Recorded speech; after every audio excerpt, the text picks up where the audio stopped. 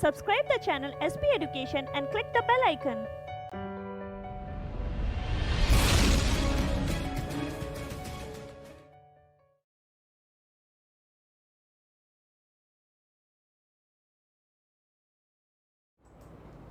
Hello everyone, welcome to S P education and this is Divya. आज bio का third lecture है जिसमें हम क्या पढ़ेंगे, टैक्सोनॉमी। तो टैक्सोनॉमी को पढ़ने से पहले जो बायो का फर्स्ट लेक्चर था, सेकेंड लेक्चर था, उसको थोड़ा सा हम ओवरव्यू कर लेते हैं। तो जो फर्स्ट लेक्चर था उसमें हमने क्या पढ़ा था, उसमें हमने पढ़ा था व्हाट इज़ बायोलॉजी, बायोलॉजी क्या है, who is the father of biology, biology के पिता कौन है या जनक कौन है, और ब्रांचेज ऑफ बायोलॉजी की ब्रांचेज कौन कौन सी थी। उसके बाद जो सेकेंड लेक्चर था उसमें हमने क्या डिफ़ाइन किया था, उसमें हमने डिफ़ाइन किया था सिलेबस को। जितने भी वनडे एग्ज़ाम्स होते हैं, चाहे आप एसएससी ले लीजिए, एमटीएस, यूपीएसआई, दिल्ली पुलिस, एसटीपीसीएस के जो प्री एग्ज़ाम्स होते हैं, यूपीएससी का प्री एग्ज़ाम्स होता है, उनमें जो मोस्टली क्वेश्चंस होते हैं बायो के वो 10 से 12 नंबर तक कवर कर लेते हैं। तो उसके लिए हमें ये जानना ज़रूरी है कि कौन से चैप्टर या कौन से यूनिट सबसे ज़्यादा फोकस करने हैं, कौन से यूनिट्स को हमें स्किप करना है और किन पे थोड़ा कम ध्यान देना है। तो उसके लिए हमें सिलेबस के बारे में अच्छे से पता होना चाहिए। अगर आपको ये दोनों वीडियोस देखने हैं तो हम उनकी लिंक यूट्यूब में नीचे डिस्क्रिप्शन बॉक्स में दी हुई है, आप वहाँ जाकर उन दोनों वीडियोज़ को देख सकते हैं। तो चलिए अब हम शुरुआत करते हैं आज की क्लास को, जिसका नाम है या जिसका यूनिट है टैक्सोनॉमी। ठीक है, तो शुरू करते हैं।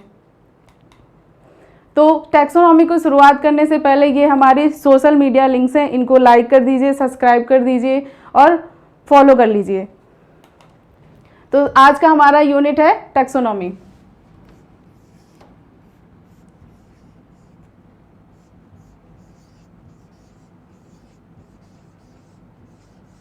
टैक्सोनॉमी को हम हिंदी में वर्गीकी भी बोलते हैं। वर्गीकी को जानते हैं या नहीं जानते, इसके लिए हमें सबसे पहले ये पता होना चाहिए कि आखिर बायोलॉजी में वर्गीकी की ज़रूरत क्यों पड़ी, क्लासिफिकेशन की ज़रूरत क्यों पड़ी, या हम टैक्सोनॉमी पढ़ते ही क्यों है।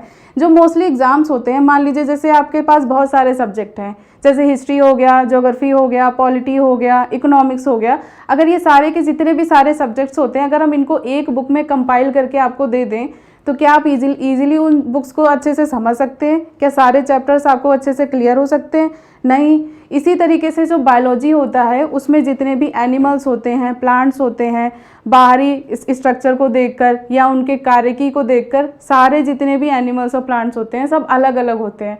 तो उनके कैरेक्टर्स को लेकर या उनके लक्षणों को लेकर जो बायोलॉजी है उसमें उनको अच्छे से डिफ़ाइन किया गया है। किसमें? टैक्सोनॉमी में उन्हें अच्छे से डिफ़ाइन किया गया है। तो टैक्सोनॉमी का जो वर्ड था इसको लाए थे एक साइंटिस्ट थे, उनका नाम था कैरोलस लीनियस। तो जो साइंटिस्ट थे कैरोलस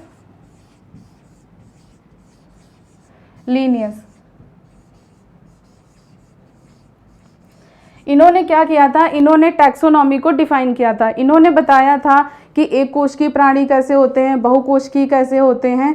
तो इसी के बेसिस पर इन्होंने अच्छे से टैक्सोनॉमी को डिफाइन किया। इन्होंने एक बुक लिखी थी, उस बुक का नाम था सिस्टेमा नेचुरी। क्या नाम था उस बुक का? सिस्टेमा नेचुरी। ये आप याद रखिएगा क्योंकि ये एग्जाम्स में बहुत ज़्यादा पूछा जाता है कि कैरोलस लीनियस ने कौन सी बुक लिखी थी। तो इन्होंने बुक लिखी थी सिस्टेमा नेचुरी, और इस बुक में इन्होंने 500 से 600 जो लिविंग ऑर्गेनिज्म होते हैं, लिविंग ऑर्गेनिज्म का मतलब जिनमें लाइफ होती है, जैसे प्लांट्स हो गए, एनिमल्स हो गए, उनके बारे में इन्होंने इसमें डिफाइन किया था। ठीक है, तो सिस्टेमा नेचुरी में इन्होंने बुक लिखी, 500 से 600 एनिमल्स को इन्होंने इसमें डिस्क्राइब किया। उसके बाद में अब आप ये बताइए, जैसे कोई भी किसी भी सब्जेक्ट को अगर हमें डिफ़ाइन करना हो तो उसके लिए उसका बेस इंपॉर्टेंट होता है कि उसका बेस क्या है, उसका आधार क्या है। तो इस बुक को लिखने के लिए उन्होंने 3 आधार का प्रयोग किया था। तो जो सबसे पहला आधार था, सबसे पहला बेस था, उसका नाम था आइडेंटिफिकेशन। तो उन्होंने सबसे पहले क्या लिया था? आइडेंटिफिकेशन।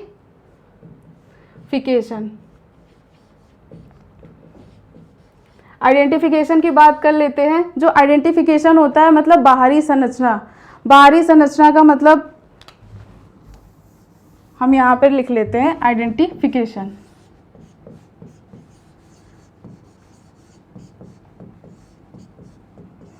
तो आइडेंटिफिकेशन का मतलब होता है बाहरी संरचना कैसी है।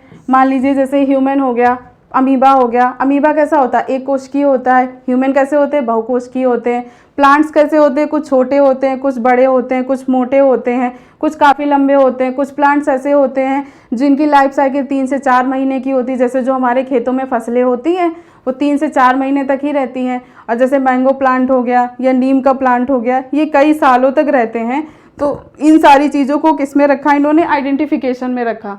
आइडेंटिफिकेशन का मतलब ये होता है कि उनका जो बाहरी संरचना है कैसी है, वो देखने में कैसे हैं। कुछ एनिमल्स ऐसे होते हैं जो पानी में रहते हैं, कुछ एनिमल्स ऐसे होते हैं जो ज़मीन में रहते हैं, कुछ एनिमल्स ऐसे होते हैं जो हवा में रहते हैं। जो हमारे बर्ड्स होते हैं वो हवा में रहते हैं।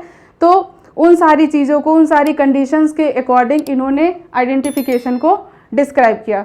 जो आइडेंटिफिकेशन हो गया मतलब ये पता चल गया, इसको हम हिंदी में बोलते हैं पहचान। अब जब हमने एनिमल्स की पहचान कर ली, पहचान करने के बाद में दूसरा क्या है, क्लासिफिकेशन। मतलब उनके कैरेक्टर्स को लेके कि वो देखने में कैसे हैं। जैसे मान लीजिए कैट है, लेपर्ड है, लॉयन है, इन सबको एक फैमिली में रखा गया है। क्यों? क्योंकि ये दिखने में बाहरी स्ट्रक्चर में कैसे होते हैं, समान होते हैं, बस इनका साइज़ का थोड़ा डिफ्रेंशिएट होता है। बाकी अगर आप देखेंगे बिल्ली को, शेर को, लेपर्ड को, टाइगर को, इनमें कुछ ना कुछ सिमिलरिटीज़ होती हैं। तो इन सब चीज़ों को इन्होंने किस में रखा, क्लासिफिकेशन में।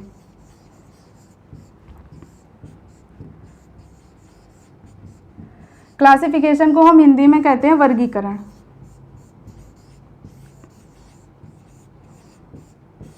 अब देखिए सबसे पहले क्या हुआ, एनिमल्स की पहचान हो गई। पहचान होने के बाद में क्या हुआ, उनका वर्गीकरण हो गया। वर्गीकरण होने के बाद में जो थर्ड बचता है, अब हमें उनका नामकरण भी तो करना है कि आखिर उनका नाम क्या रखा जाए। तो जो थर्ड पोर्शन था उसका नाम था नॉमेनक्लेचर। नॉमेनक्लेचर को हम हिंदी में कहते हैं नामकरण।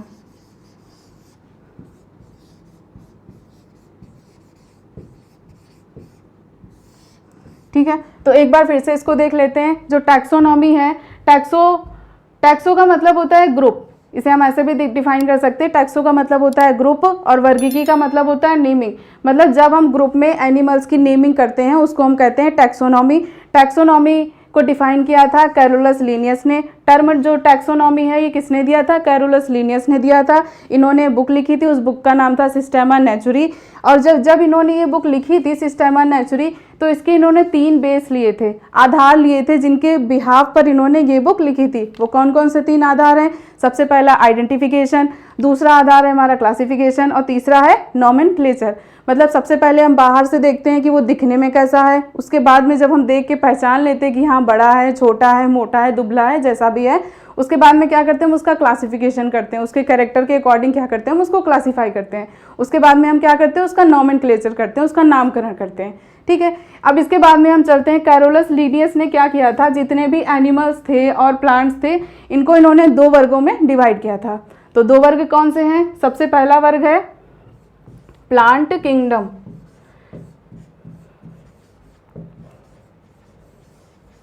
तो जो सबसे पहला था इन्होंने क्या दिया था, प्लांट किंगडम, जिसे हम हिंदी में क्या कहते हैं, पादप जगत। मतलब इन्होंने क्या किया था, जितने भी प्लांट्स थे, चाहे छोटे हों, 1 साल के हों, 12 साल के हों, 50 साल के हों, 2 महीने के हों, जितने भी प्लांट्स थे इन्होंने क्या किया, उनको प्लांट किंगडम में रख दिया। और जो दूसरा था वो था एनिमल किंगडम।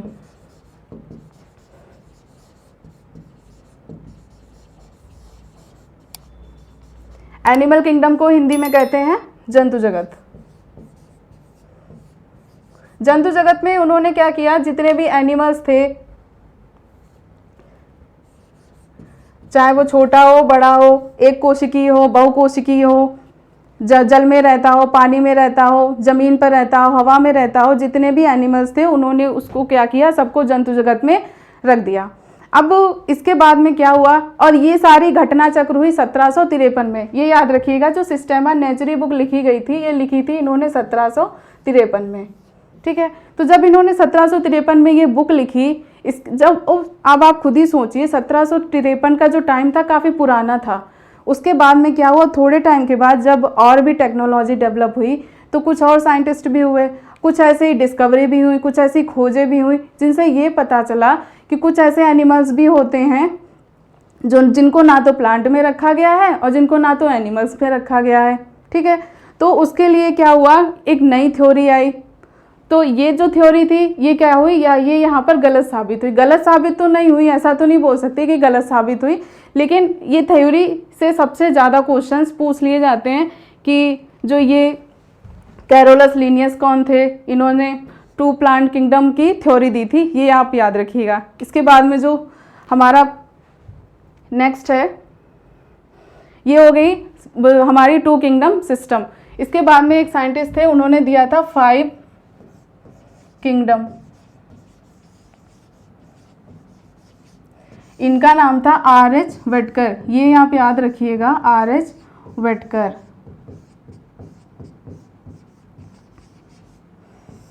इन्होंने क्या किया, 5 किंगडम की थ्योरी दी थी। इन्होंने ये बताया था, जैसे लिनियस ने 2 किंगडम की थ्योरी दी थी, कौन कौन सी, प्लांट और एनिमल्स। ऐसे जो R.H. वेटकर थे, इन्होंने क्या किया, इन्होंने 5 किंगडम की थ्योरी दी। अब हम इसको अच्छे से डिफाइन कर लेते हैं। तो जो 5 किंगडम की थ्योरी थी उसमें जो सबसे पहला था वो क्या था, मोनेरा। मोनेरा को हिंदी में भी हम मोनेरा ही कहते हैं। उसके बाद में जो दूसरा था उसको हम कहते हैं प्रोटिस्टा।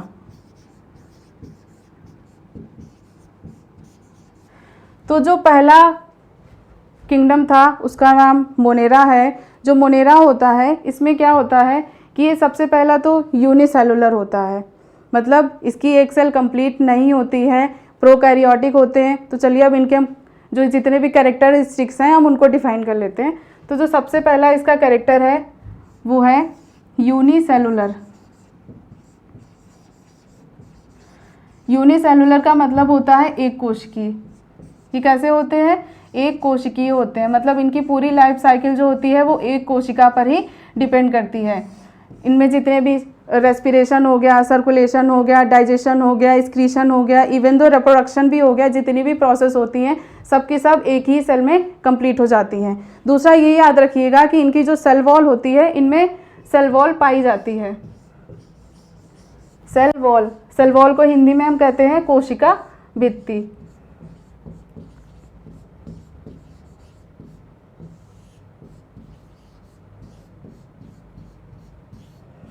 ठीक है, और जो थर्ड कैरेक्टर होता है मोड ऑफ न्यूट्रिशन। क्या होता है, मोड ऑफ न्यूट्रिशन। ये काफ़ी इंपॉर्टेंट कैरेक्टरिस्टिक्स है इसका, ये याद रखिएगा आप लोग। मोड ऑफ न्यूट्रिशन मतलब पोषण, हिंदी में क्या कहेंगे इसको, पोषण। तो जो मोनेरन्स होते हैं इनमें जो पोषण होता है 2 प्रकार का होता है, एक तो ऑटोट्रॉप्स होता है, दूसरा हेट्रोट्रॉप्स होता है। तो उनको डिफाइन कर लेते हैं, ऑटोट्रॉप्स और हेट्रोट्रॉप्स। पहला क्या होता है, ऑटोट्रॉप्स। ऑटोट्रॉप्स को हम हिंदी में स्वभोजी बोलते हैं।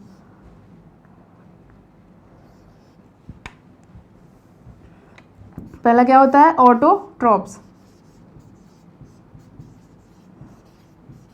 हिंदी में क्या बोलते हैं हम इनको, स्वभोजी। मतलब ये अपना भोजन स्वयं बना लेते हैं, इन्हें किसी की ज़रूरत नहीं पड़ती है। इसका एग्जाम्पल है साइनोबैक्टीरिया। क्या है एग्जाम्पल, साइनोबैक्टीरिया। इसे हम हिंदी में नील हरित शैवाल भी बोलते हैं। क्या बोलते हैं, नील हरित शैवाल।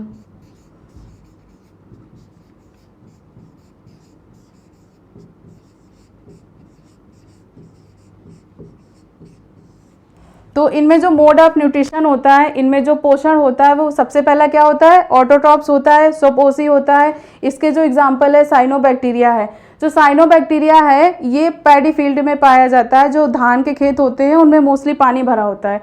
तो ये क्या करता है, पैडी फील्ड में पाया जाता है। और सबसे इसका जो मोस्ट इम्पॉर्टेंट कैरेक्टर है वो ये है कि ये जो बैक्टीरिया होता है ये कीमोसिंथेटिक होता है।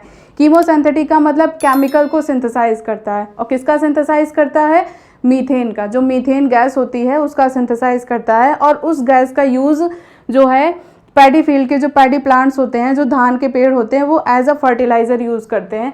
तो एक चाहे तो आप पॉइंट डाल के लिख सकते हैं कि जो नील हरित शैवाल होते हैं ये पैडी फील्ड में, धान के खेतों में ज़्यादातर पाए जाते हैं और मीथेन गैस को रिलीज़ करते हैं। उसके बाद में जो सेकेंड है वो है हेट्रोट्रॉप।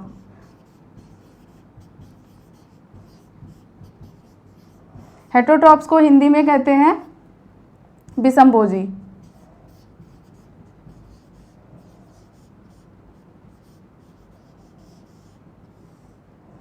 इसके नाम से ही पता चल रहा है विषमभोजी। विषमभोजी का मतलब ये होता है कि ऐसे एनिमल्स जो अपने लाइफ के लिए, अपने सर्वाइवल के लिए दूसरे एनिमल्स के ऊपर कंप्लीटली डिपेंड होते हैं।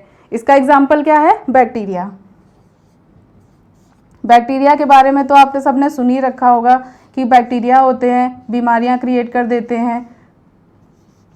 बैक्टीरिया को हिंदी में जीवाणु कहते हैं, ये याद रखिएगा।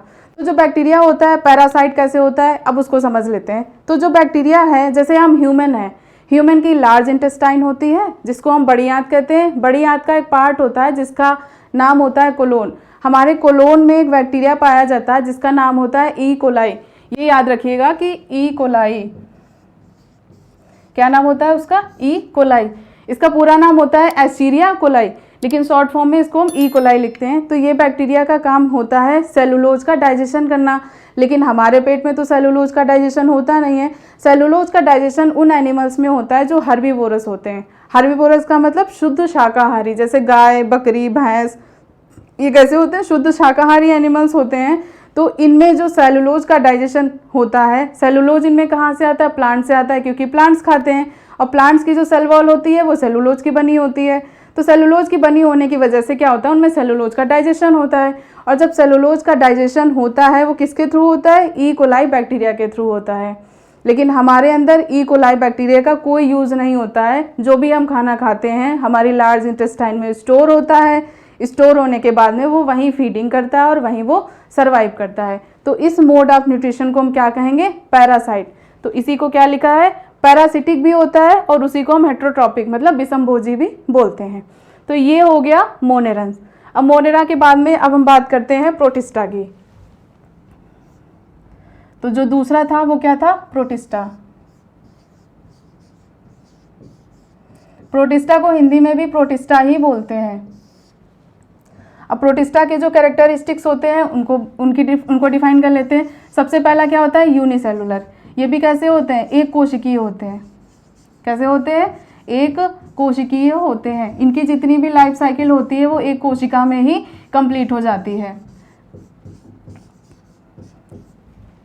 एक बात याद रखिएगा, मोनेरन्स में और प्रोटिस्टा में एक डिफरेंट होता है। जो मोनेरा होती हैं इनकी कोशिकाएं प्रोकैरियोटिक होती हैं, मतलब प्रो का मतलब पुरानी, एंशिएंट, प्राचीन, ठीक है। लेकिन जो प्रोटिस्टा होते हैं इनकी जो कोशिकाएं होती हैं कैसी होती हैं? यूकैरियोटिक होती हैं, कंप्लीट सेल होती हैं। मोनेरा की जो कोशिकाएं होती हैं उनमें जितने भी सेल ऑर्गेनल्स होते हैं नहीं पाए जाते हैं, केवल और केवल जेनेटिक मटेरियल पाया जाता है जिसके थ्रू वो रेप्लिकेट करते हैं, अपनी संख्या को बढ़ाते हैं। लेकिन जो ये प्रोटिस्टा होते हैं जिनकी हम बात कर रहे हैं यूनिसेलुलर, इनकी जो कोशिका होती है कंप्लीट होती है, जितने भी सेल ऑर्गेनल्स होते हैं वो इनमें पाए जाते हैं, ठीक है। तो ये हो गया यूनिसेलुलर। ये कैसे होते हैं? एक कोशिकीय प्राणी होते हैं। दूसरा क्या है? इनमें मोड ऑफ न्यूट्रिशन।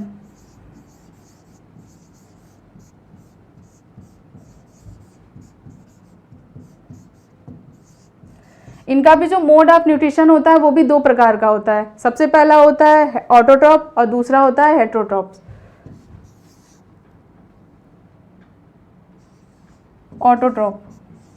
ऑटोट्रॉप का मतलब होता है ये अपना भोजन स्वयं बना लेते हैं। इसका एग्जाम्पल क्या है? यूग्लिना।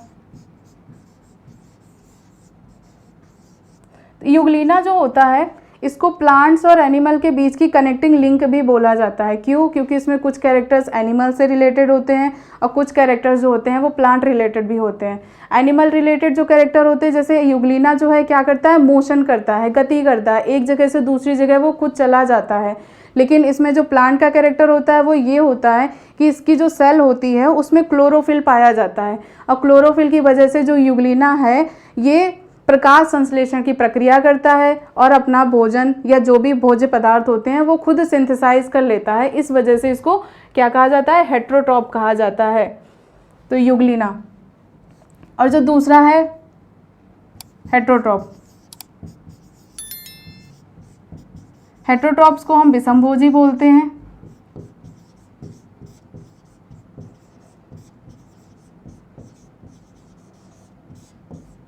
इसका एग्जाम्पल है अमीबा, पैरामीशियम,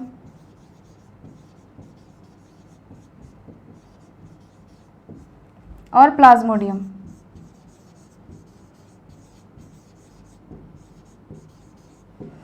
तो हेटेरोटॉप का जो एग्जाम्पल है क्या है, अमीबा है, पैरामीशियम है और प्लाज्मोडियम है। अमीबा क्या होता है, एक कोशिकीय होता है, कहाँ रहता है, पानी में रहता है। हाँ, एक बात याद रखिएगा, जो प्रोटिस्टेंट्स होते हैं ये एक्वाटिक होते हैं। एक्वाटिक का मतलब जलीय प्राणी होते हैं, पानी में पाए जाते हैं, जल में पाए जाते हैं। तो अमीबा कैसा होता है, एक्वाटिक होता है, जलीय प्राणी होता है, एक कोशिकीय होता है। पैरामीशियम, इसे स्लीपर एनिमल कहते हैं, याद रखिएगा, इसे क्या कहते हैं, स्लीपर एनिमल कहते हैं। इसे स्लीपर एनिमल क्यों कहते हैं, क्योंकि ये स्लीपर के साइज़ का होता है, स्लीपर के शेप में होता है, इस वजह से इसे क्या कहते हैं, स्लीपर एनिमल कहते हैं। ये एग्ज़ाम में पूछा जा चुका है कि ऐसा कौन सा एनिमल है जिसे क्या कहते हैं, स्लीपर एनिमल कहते हैं। उसके बाद आता है प्लाज्मोडियम।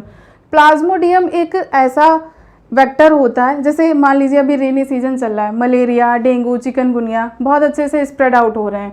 क्यों हो रहे हैं, क्योंकि जो प्लाज्मोडियम होता है ये इसका वेक्टर होता है। मच्छर के काटने से प्लाज्मोडियम फैलता है, ये तो आप सबको पता होगा कि जैसे मच्छर ने काटा तो मलेरिया हो गया, डेंगू हो गया, चिकनगुनिया हो गया। मच्छर जो होता है केवल उसको स्प्रेड करने का, फैलाने का काम करता है, लेकिन जो मलेरिया होता है वो किसकी वजह से होता है, प्लाज्मोडियम की वजह से होता है। ठीक है, तो जो ये प्लाज्मोडियम होता है ये बॉडी में जैसे ही जाता है, हमारी जो आरबीसी होती है, हमारी बॉडी के अंदर जो आरबीसी होती हैं, जिन्हें हम क्या कहते हैं, रेड ब्लड कार्पसेल्स, लाल रुधिर कणिकाएं, उनको क्या करता है, उनको खाने लगता है। खाने से क्या होता है कि उनका जो साइज़ होता है, आरबीसी का जो साइज़ होता है कैसा होता है, ऐसे होता है, ओवल शेप में होता है ये, लेकिन ये कैसे हो जाता है, अमीबी शेप में हो जाता है। अमीबी शेप में होने की वजह से क्या होता है कि ये बॉडी में सीवरिंग होने लगती है, कपकपाहट होने लगती है। तभी जो मलेरिया का मेन साइन होता है कि अगर बॉडी में कपकपाहट हो जाए या सीवरिंग होने लगे तो किसकी पॉसिबिलिटी होती है, मलेरिया की पॉसिबिलिटी होती है। और ऐसा क्यों होता है, प्लाज्मोडियम की वजह से होता है। तो ये हो गया प्रोटिस्टा। इसके बाद में जो थर्ड है उसका नाम है फंजाई। फंजाई को हिंदी में कवक कहते हैं। फंजाई को हिंदी में क्या कहते हैं, कवक कहते हैं। इसको कोई कोई फंगी भी बोलता है, कोई फंजाई भी बोलता है, लेकिन हिंदी में इसको क्या कहते हैं, कवक कहते हैं। एक बात याद रखिएगा, फंजाई अगर ग्रुप में हो तो उन्हें फंजाई कहते हैं, सिंगल हो तो उसे फंगस कहते हैं, इतना डिफरेंट रहता है। तो अब हम बात कर लेते हैं इनकी सबसे पहले किसको, सेल वॉल के लिए। इनकी जो सेल वॉल होती है काइटिन की बनी होती है, बहुत बार एग्जाम्स में पूछा जा चुका है। सेल वॉल किसकी बनी होती है, काइटिन की। हिंदी में भी इसे क्या कहते हैं, काइटिन कहते हैं। ये जो काइटिन होता है एक पॉलीसैकेराइड होता है। सैकेराइड क्या होता है, जो हमारे एनर्जी सोर्स होते हैं, जैसे carbohydrate, protein, vitamins, minerals. Protein क्या काम करता है, बॉडी बिल्डिंग का काम करता है। शरीर में जो भी टूट फूट की मरम्मत होती है कौन करता है, प्रोटीन करता है। एनर्जी की ज़रूरत होती है, काम करने की ज़रूरत होती है, तो उसके लिए हमें कार्बोहाइड्रेट और फैट की ज़रूरत पड़ती है। और जो ये कार्बोहाइड्रेट होता है ये छोटी छोटी स्मॉल यूनिट से मिलकर बना होता है। उन यूनिट्स को हम क्या कहते हैं, सैकेराइड कहते हैं।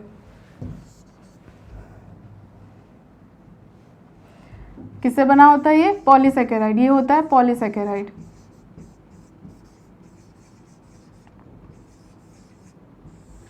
पॉली का मतलब बहुत सारे, सैकेराइड का मतलब सैकेराइड, शर्कराएं। तो जब बहुत सारी शर्करा के यूनिट आपस में मिल जाते हैं उसको क्या कहते हैं, पॉलीसैकेराइड कहते हैं। तो जो काइटिन होता है क्या है, एक पॉलीसैकेराइड है। इसके बाद में जो इसका सेकेंड नंबर है मल्टीसेलुलर। सम आर यूनिसेलुलर, मतलब कुछ जो होते हैं वो एक कोशिकीय होते हैं, एंड सम आर मल्टीसेलुलर। इनके जब एग्जाम्पल अभी बताए जाएंगे तब आप सबको अच्छे से समझ में आ जाएगा। ठीक है, तो यूनिसेलुलर का एग्जाम्पल होता है ईस्ट। ईस्ट जो होता है ये एक फंगस होता है और क्या होता है, एक कोशिकीय होता है। और हमारा जो बेकरी स्टोर होता है, जितने भी बेकरी प्रोडक्ट होते हैं जैसे ब्रेड हो गया, डबल रोटी हो गई, बिस्किट हो गया, केक हो गया, इन सबको बनाने में इस ईस्ट का यूज़ किया जाता है। कैसे किया जाता है? ये जो ईस्ट होता है ये जब भी पानी के साथ में सॉल्युबल होता है, पानी के साथ में जब भी ये घुलता है तो जब भी ये आटे में जाता है ये कार्बन डाइऑक्साइड गैस को रिलीज़ करता है, और जब उसी आटे को पकाया जाता है तो जो कार्बन डाइऑक्साइड गैस होती है वो अपनी जगह को छोड़ देती है गर्मी की वजह से, और जब वो जगह छोड़ देती है तो उसकी जगह पर क्या होते हैं, छोटे छोटे होल बन जाते हैं। उसी की वजह से जो ब्रेड होता है या स्पंज होता है वो क्या होता है, वो स्पंजी हो जाता है। किसकी वजह से? ईस्ट की वजह से। एक कोशिकीय होता है, ये याद रखिएगा। मल्टी सेलुलर में जो हम मशरूम खाते हैं वो क्या है? फंगस है। मशरूम हो गया, एस्परजिलस हो गया,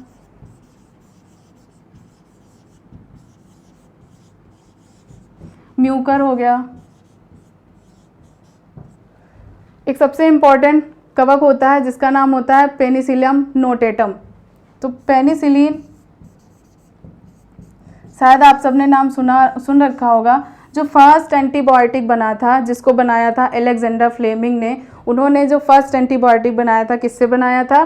पेनिसिलिन से बनाया था। पेनिसिलिन नामक कवक से ही उन्होंने सबसे पहले एंटीबायोटिक की डिस्कवरी की थी। किसने की थी? ये नोट कर लीजिएगा इसका आप, अलेक्जेंडर फ्लेमिंग।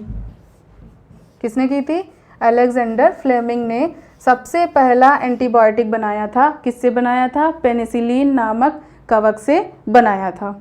ठीक है, तो ये हो गया कवक। कवक के बाद में अब हम बात करते हैं प्लांटी, जो कौन सा है? फोर्थ हमारा किंगडम है। तो फोर्थ किंगडम है, उसका नाम क्या है? प्लांटी। इनको हम क्या कहते हैं? पादप जगत।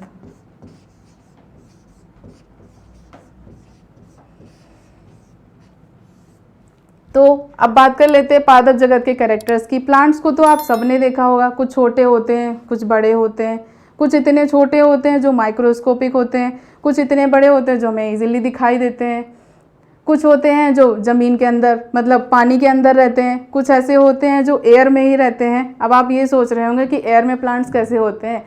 एक ऐसा प्लांट होता है जिसका नाम होता है ऑर्किड। वो क्या करता है? दूसरे प्लांट्स के ऊपर डिपेंड होता है, दूसरे प्लांट्स के ऊपर ही वो उगता है, इस वजह से उसे हम एरियल प्लांट कहते हैं। एग्जाम्पल याद रखिएगा, उसका नाम है ऑर्किड। तो अब हम यहाँ पर इसके कैरेक्टर्स की बात कर लेते हैं। तो इसका जो सबसे पहला कैरेक्टर होता है क्या होता है? These are multicellular. कैसे होते हैं ये? बहुकोशिकीय होते हैं। These are multicellular and unicellular.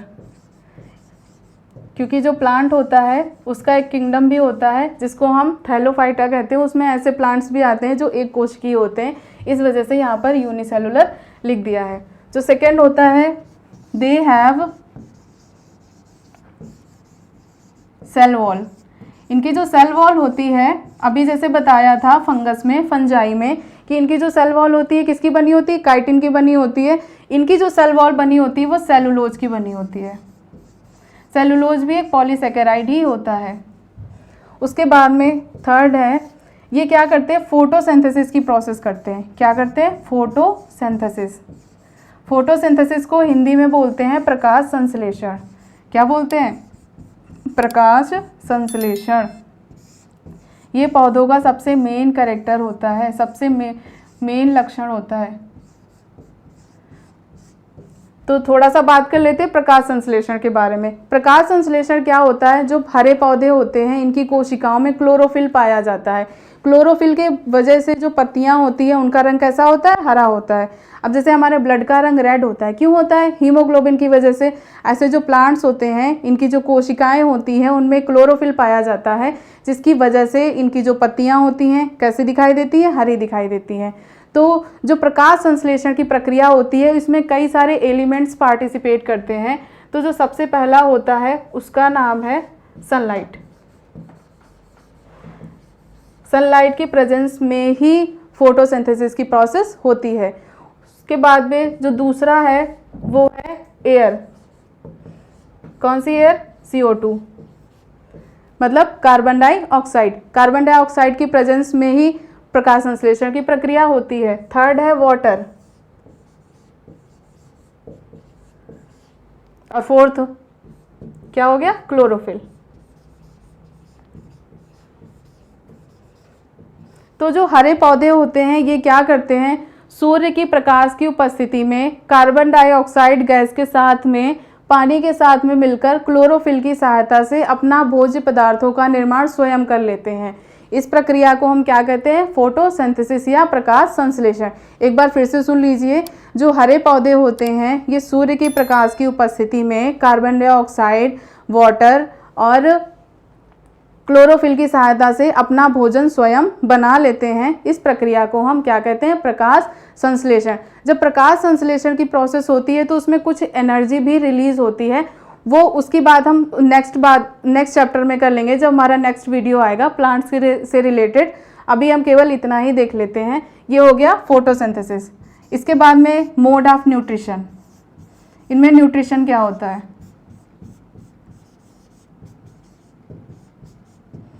ये कैसे होते हैं? मोड ऑफ न्यूट्रिशन इनका क्या होगा? ये कैसे होते हैं? ऑटोट्रॉप्स होते हैं। अभी बताया ये प्रकाश संश्लेषण की प्रक्रिया करते हैं। प्रकाश संश्लेषण की प्रक्रिया करने में अपना भोजन स्वयं बना लेते हैं। तो कैसे होते हैं? ऑटोट्रॉप्स होते हैं। ऑटोट्रॉप्स का मतलब सोपोसी।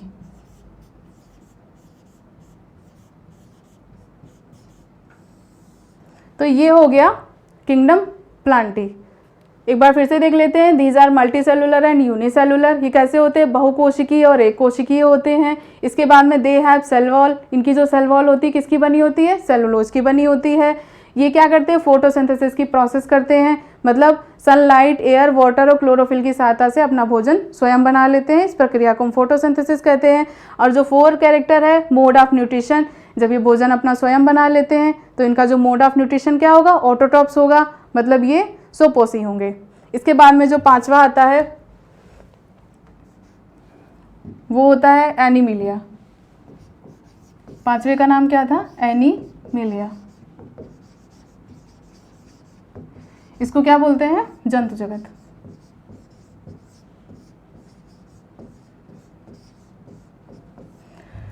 अब जंतु जगत के कैरेक्टर्स की बात कर लेते हैं। तो सबसे पहला कैरेक्टर होता है दीज आर मल्टी सेलुलर, क्योंकि जो यूनिसेलुलर होते हैं उसको हम प्रोटिस्टा में पहले डिफाइन कर चुके हैं।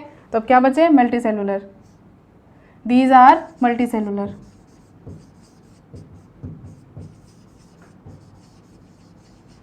कैसे होते हैं? ये बहुकोशिकीय होते हैं। जो एनिमल्स होते हैं इनकी जो सेल वॉल होती है, इनमें सेल वॉल पाई नहीं जाती। इनकी कोशिकाओं के ऊपर कोशिका झिल्ली नहीं पाई जाती है, केवल प्लाज्मा मेम्ब्रेन पाई जाती है। एक बार इसको डायग्राम से देख लीजिए। मान लीजिए ये सेल है, सेल के अंदर ये न्यूक्लियस है, ये सारे सेल ऑर्गेनेल्स बने हुए हैं। इनके बाहर क्या होता है? कोई भी आवरण नहीं पाया जाएगा। ये क्या हो गया? एनिमल सेल में। अगर इस तरीके का कोई भी आवरण पाया जा रहा है तो ये क्या हो गई? प्लांट सेल हो गई। अब जैसे ये बाहर का आवरण है, ये क्या है? कोशिका झिल्ली है। इसे क्या कहते हैं? सेल वॉल कहते हैं। और इसके अंदर ये जो झिल्ली होती है इसको क्या कहते हैं? प्लाज्मा मेम्ब्रेन कहते हैं। हिंदी में इसको प्लाज्मा झिल्ली कहते हैं। तो एनिमल्स में प्लाज्मा मेम्ब्रेन पाई जाती है और सेल वॉल नहीं पाई जाती है। तो लिख लेते हैं कि they don't have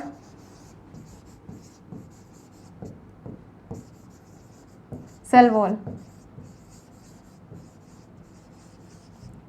third point है दीज आर हेट्रोट्रॉप्स। कैसे होते हैं? ये विषमभोजी होते हैं। कैसे होते हैं? विषमभोजी, मतलब ये खाने के लिए कहीं ना कहीं किसी न किसी रूप में प्लांट्स के ऊपर डिपेंड रहते हैं। अब जैसे सोचने वाली बात ये है कि जैसे हमारा खाना तो किचन में बनता है, तो मतलब खाना तो हम अपना खुद ही बनाते हैं, लेकिन जो सब्जी बनाते हैं उसके लिए हमें प्लांट्स की ज़रूरत पड़ती है, क्योंकि जो भी सब्जी हम खाते हैं वो कहाँ से आती है? प्लांट से आती है। चावल खाते हैं कहाँ से आते हैं? प्लांट से आते हैं। रोटियां खाते हैं, गेहूँ आता है, कहाँ से आता है? प्लांट से आता है। तो ये जो मोड ऑफ न्यूट्रिशन है ये क्या है? विषमभोजी, मतलब हेट्रोट्रॉप्स। तो जितने भी एनिमल्स होते हैं सब कैसे होते हैं? हेट्रोट्रॉप्स होते हैं। एग्जाम्पल लिख लेते हैं, जैसे मंकी हो गया, केचुआ हो गया। केचुए को क्या बोलते हैं? अर्थवॉर्म।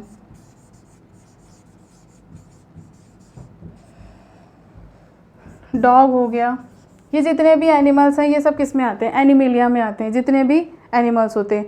आई होप आपको ये वीडियो अच्छा लगा होगा। अच्छा लगा हो तो इसको लाइक कर दीजिएगा, सब्सक्राइब कर दीजिएगा और आगे फॉरवर्ड कर दीजिएगा। Thank you.